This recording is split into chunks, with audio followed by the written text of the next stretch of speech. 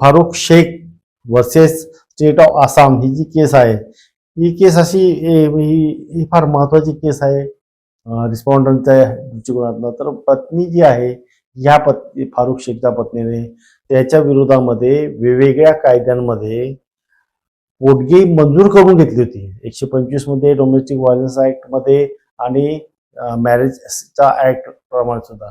आणि त्यावेळेस फारुख शेख हे सुप्रीम कोर्टामध्ये अपेअर झाले आणि त्यांनी सुप्रीम कोर्टाने याच्यामध्ये सांगितले की तुम्हाला एकाच व्यक्तीकडनं अनेक कायद्यांमधनं पोटगीचा आदेश हा घेता येणार नाही. This is a misuse of law किंवा प्रोव्हिजन आहे.